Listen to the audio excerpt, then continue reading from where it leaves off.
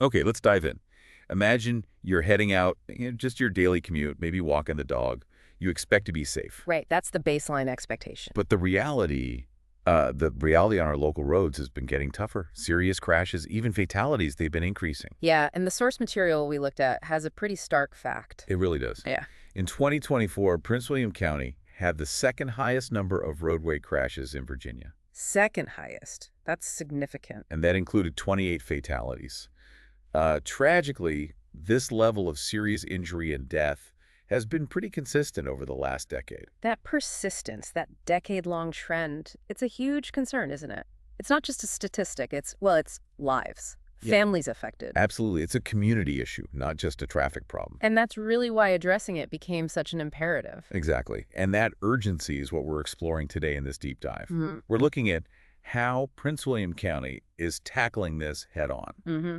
Based on the county's own plan and the data behind it. Right. The mission is, well, it's straightforward, but also incredibly ambitious. Make the streets safer, demonstrably safer, for everyone using them. And the core of that effort is this document, the Comprehensive Traffic Safety Action Plan, CPSOP for For short. TSAP. Got it. Yeah. And this wasn't just a local effort, funding-wise. No, not at all. It got a big boost from a competitive federal grant, $1 million from the Safe Streets and Roads for All program, SS4A. $1 million Yeah. from the U.S. DOT. Yeah, and with the county match and some funds directed to Manassas Park for their own plan, the whole planning package was actually over $1.2 million. It signals a pretty serious investment just in the planning phase. Wow, okay. That definitely shows commitment. So today, we're going to unpack this CTSAP. What's its main goal?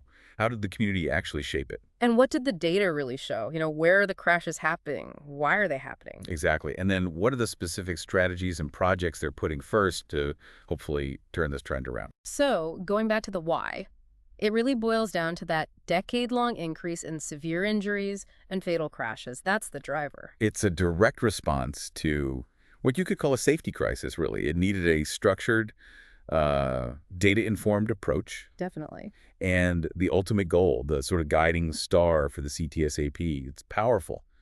Move toward zero deaths, zero serious injuries on county roads. Aiming for zero, using a whole system-wide approach to safety. So the natural question then is, how do you actually do that? How do you work towards zero? Well, the plan lays out this dual approach. They're using two kind of standard industry-recognized strategies, but they've adapted them for Prince William County specifically because the county's pretty diverse geographically. Right, it's not all the same. So this dual strategy, what are the two parts? They've adopted Vision Zero and also Towards Zero. Vision Zero is maybe the more well-known one. It's the aspirational goal, complete elimination of all traffic deaths and serious injury. Complete elimination. Okay, Ooh. where are they applying that in the county? Primarily in the denser, more urbanized spots. So the cities, towns, definitely around schools, and in those small area plan zones. Places with, more pedestrians, bikes, just more concentrated activity. Okay, that makes sense for denser areas. What about towards zero?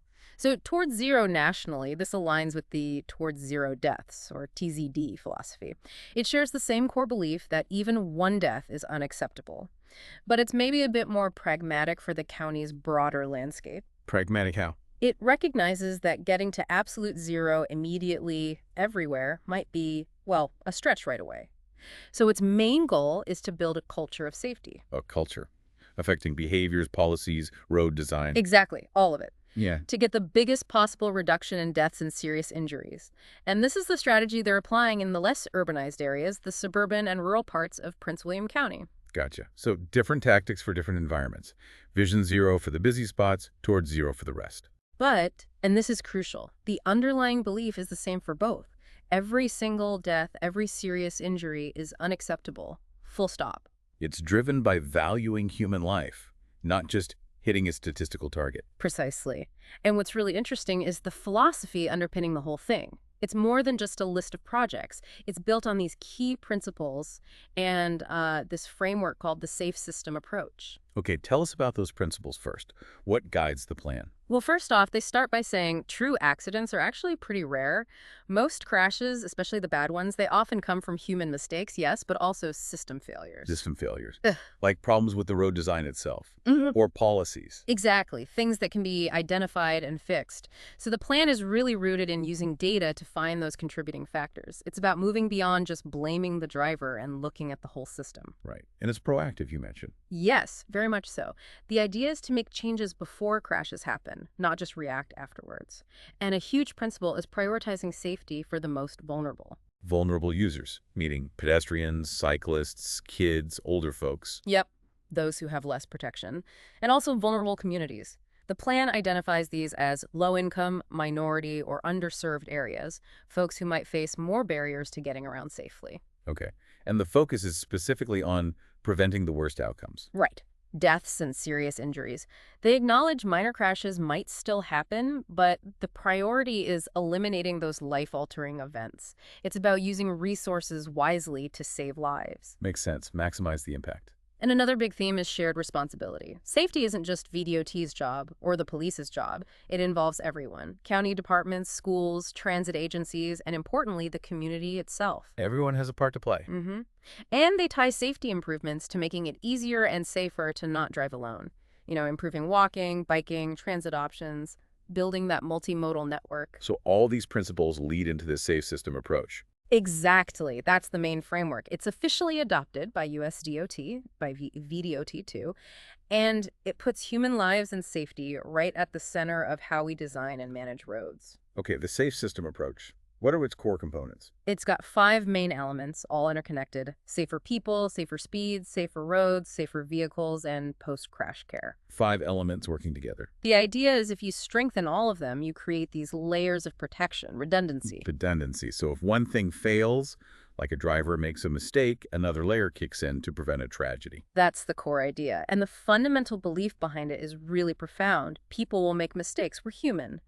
But the system, the road network, it should be designed so those mistakes don't cost someone their life or health. Designing for forgiveness, essentially. That's a big shift in thinking. It really is. And digging into how this plan was actually built, you see that collaboration and community input were huge. It wasn't created in a vacuum. No, it was a big 2-year effort. Involved consultants, lots of county departments, state agencies, other stakeholders. 2 years. That sounds thorough. Did they have a specific committee guiding it? Yes, a multidisciplinary planning committee. It included people who'd actually be implementing the plan, county staff from different departments, folks from Prince William County Schools, Omniride, VDOT. They weighed in at key points. What kind of input did they give? What did they stress? They really emphasized focusing on the big crash factors, especially driver behavior. They pushed for being proactive, not just reactive, prioritizing those vulnerable users we talked about. Practical stuff, too, like Gross. cost. Oh, yeah. Assessing cost and feasibility was key, and also thinking about how projects could improve connections across the network for everyone, not just drivers. So input from the implementers. What about the public? How do they get involved? They made a real commitment to public engagement, used several methods: 2 in-person meetings, a project website with all the info, an online survey people could fill out. And I saw something about an interactive map. Yes. An online map where residents could actually pinpoint specific locations they were concerned about and leave comments like, "This intersection feels dangerous," or "We need a crosswalk here." And that's pretty direct feedback. How many people did they reach? The report says over 1,500 community members were reached in some way. They got 116 comments on that map and nearly 200 survey responses. That's a decent amount of input. Definitely. What were the main things people brought up? Any common themes? Yeah, several things kept coming up. A lot of people wanted educational campaigns for safer driving, more enforcement for speeding, distracted driving, impaired driving. Those came up a lot. Makes sense. What about infrastructure? Big focus on fixing gaps in the bike and pedestrian network, making it safer and easier to walk or cycle. People pointed out specific dangerous intersections and curves, also better lighting and signs, especially on rural roads. And road diets. Did that come up? It did. The idea of, maybe narrowing lanes or repurposing a lane to add bike lanes or wider sidewalks, improve overall safety. Okay, so community feedback covered behavior, enforcement, and specific road fixes. How did that feed into the plan? Crucially, the plan states this public input directly influenced the criteria they use later to prioritize which projects get done first. So those concerns weren't just noted, they actively shaped the Oh, that's priorities. good to hear. So moving from the input to the hard data, what did the analysis actually find? The safety analysis was pretty comprehensive. They wanted to understand where the severe crashes were happening and also why. They used VDOT's data system, Pathways for Planning. And looked at a specific time frame. Yeah, 5 years, 2018 through 2022. That window let them see trends both before and, during and after the start of the COVID pandemic. Gives a more robust picture. Right, and they focused just on county roads, not the interstates. Exactly. County-maintained roads. So no I-66 or I-95, no private roads, nothing on the Quantico base.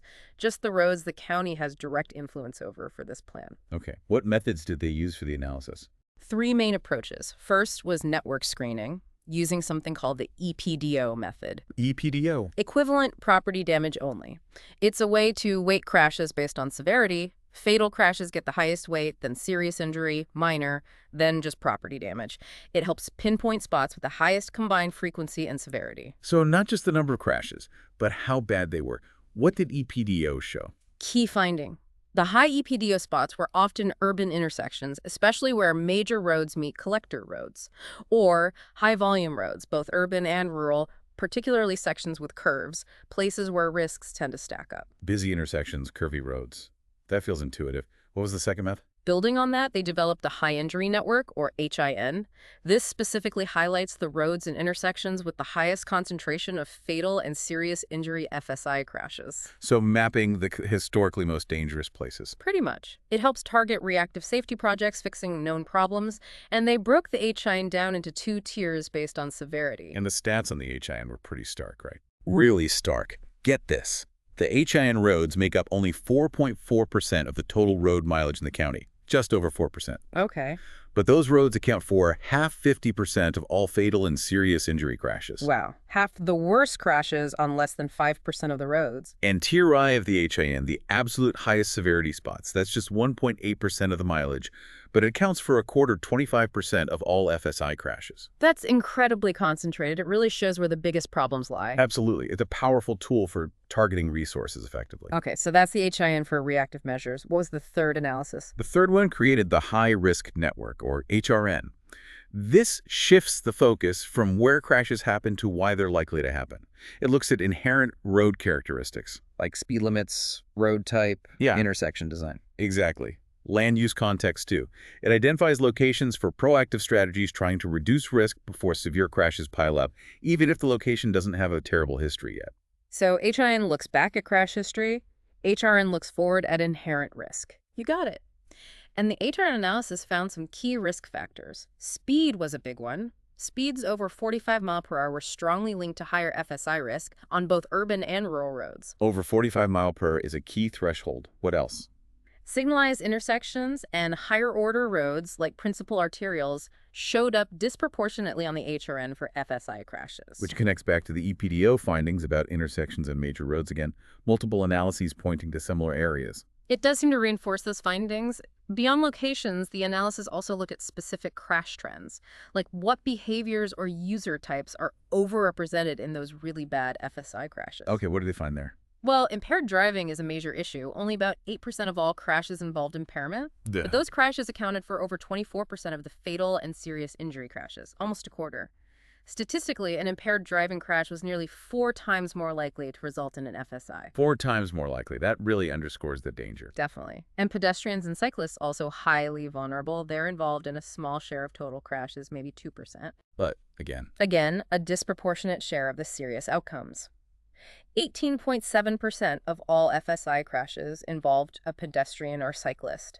Pedestrians especially, almost 40% of crashes involving them resulted in an FSI. nearly 40%, And the data showed most pedestrian crashes happened when crossing at intersections. highlighting the need for safer crossings there. What about speeding? Speeding was listed as a factor in about 15% of all crashes, but it contributed to nearly 30% of FSI crashes. So crashes involving speed were more than twice as likely to be severe. Twice as likely. Speed really amps up the consequences. Anything else on driver factors? Yeah, driver age stood out too. Younger drivers, those 25 and under, they accounted for a pretty large share, around 40% of total crashes, and about 38% of FSI crashes. So young drivers, impaired driving, speeding, and protecting pedestrians and cyclists, those seem like really clear focus areas coming out of the data. Absolutely. So with all that data, plus the community input, the next logical step was prioritization. How do you decide which locations get attention first? Right. You can't fix everything at once. Exactly. So the locations identified on the high injury network and high risk network were scored. They used specific criteria that were developed and refined based on feedback from that planning committee and the public. This is where that input really comes into play again.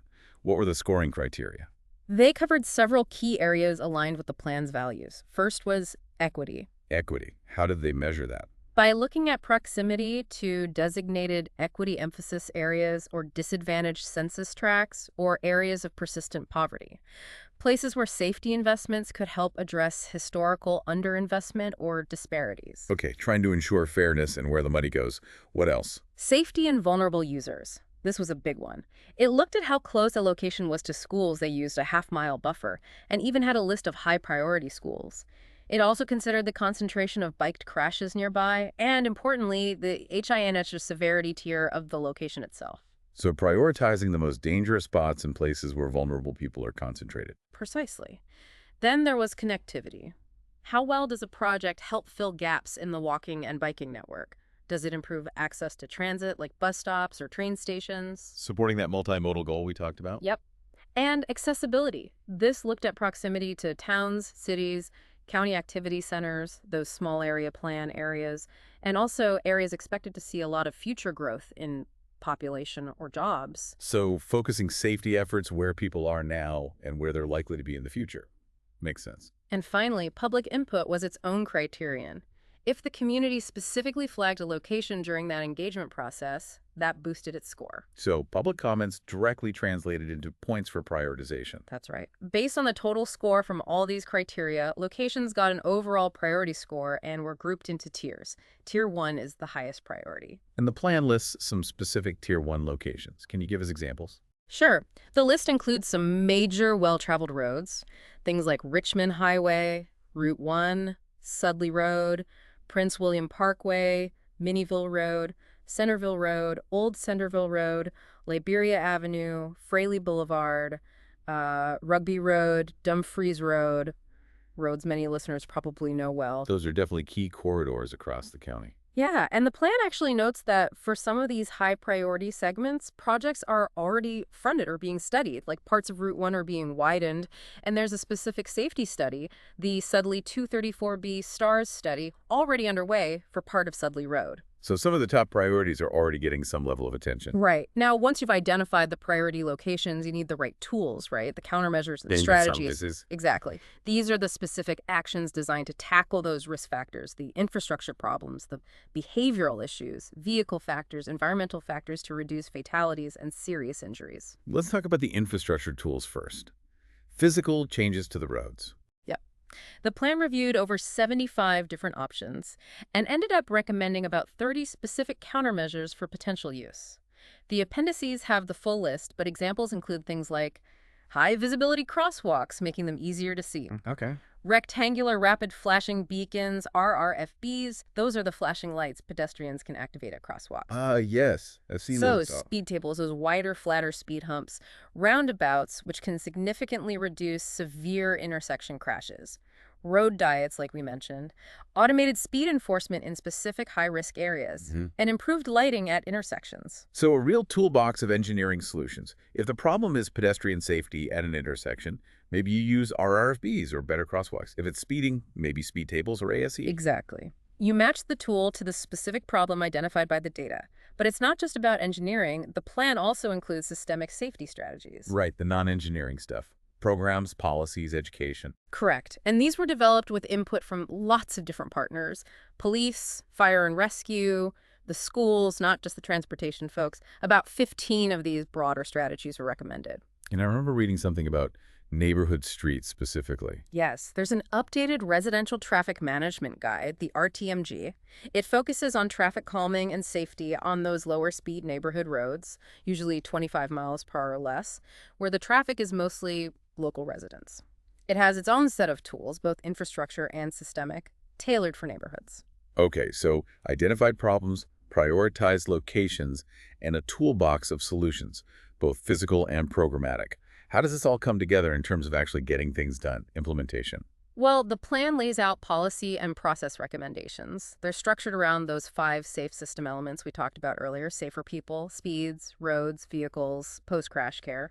And these recommendations are about making sure resources are used well Hmm. and tracking progress. Exactly. Efficient allocation and continuous monitoring. The broader strategy areas cover things like creating a culture of transportation safety, really trying to shift attitudes community-wide. Okay. Promoting safer speeds through multiple means engineering, enforcement, education, increasing outreach and enforcement for risky behaviors like impaired or distracted driving, focusing specifically on safer school zones. That seems critical. Definitely. Encouraging safer and better connected mobility options, walking, biking, transit, becoming a leader in innovative solutions. They mention exploring things like V2X technology. V2X, vehicle to everything. Yeah, where vehicles can communicate with each other and with infrastructure like traffic signals. It's cutting-edge safety tech. And also promoting safer vehicles, though that's often more at the federal level. The plan includes specific metrics to track how well they're doing in each of these areas. Wow, that's really comprehensive. It touches everything from road design to technology to how people behave. It aims to be. And it's meant to be a living document, not something that sits on a shelf. They plan to review and update it every 5 years, update parts of it more often, and make the results public. It's about continuous improvement. Are neighboring areas doing similar things? Manassas Park? Yes, the plan mentions related efforts. The city of Manassas is updating its mobility master plan, which includes safety. And the city of Manassas Park is actually developing its own Vision Zero plan right now, partly funded by that same SS4A grant. The incorporated towns also have their own initiatives. So it sounds like a coordinated effort across the region, which is good. Now, the really concrete part, what are the first projects they plan to tackle right after adopting this plan? Right, the initial prioritized projects. This is the starting list, the tangible first steps. It's a package estimated at around $11.25 million, with a timeline of about 24 to 36 months to get these specific activities done. $11 million for the first round. What kinds of projects are on that list? It's a mix. There's street lighting improvements, specifically at high-speed, multi-lane intersections identified as high risk. There's developing a central crash data pool and analysis tools, basically, improving their data capabilities. Foundational work. Yes. Then there's actual design and implementation of safety fixes in the 23428 wedge area, which is a known high crash location. Developing a transportation engagement strategy, improving communication with the public on safety. Communication is key. High crash intersection monitoring, specifically looking at locations that might be suitable for automated traffic light enforcement if the data supports it. Upgrading pedestrian crossings to meet current federal accessibility standards called PROAG. Making crossings safer and more accessible. Exactly.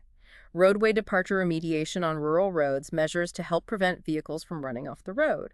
Creating designated CMV truck inspection sites to improve freight safety. What about technology? Yep, a smart connected vehicle, or V2X, demonstration project to test out that communication technology.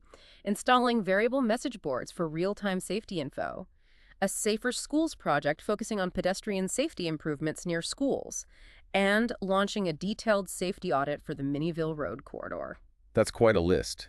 It really seems to hit many of the key issues: specific dangerous spots, data, technology, pedestrian safety, especially near schools, rural roads, communication. It's a diverse initial package trying to address things systemically and target known problems right out of the gate.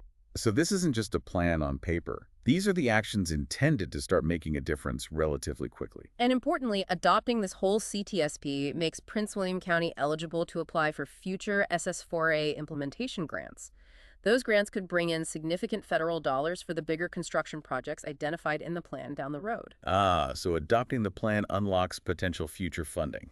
That makes sense. It's a critical step. So wrapping up, this Comprehensive Traffic Safety Action Plan, the CTSAP, it really represents a comprehensive, data-driven, community-informed strategy. It's the county's roadmap for making roads safer for everyone. Drivers, pedestrians, cyclists, transit users, everyone, with that clear, very ambitious goal: 0 deaths and serious injuries. It's a big commitment to that safe system philosophy. It really is. So thinking about this for you, the listener, Yeah. as you're out there on the roads or sidewalks in Prince William County. This plan acknowledges that people make mistakes. That's unavoidable. Right. It's built around that idea. So the provocative thought might be, what does it truly take, both from the way our roads are designed and from our own actions, when we use them to create a system where those inevitable human mistakes don't end up being fatal?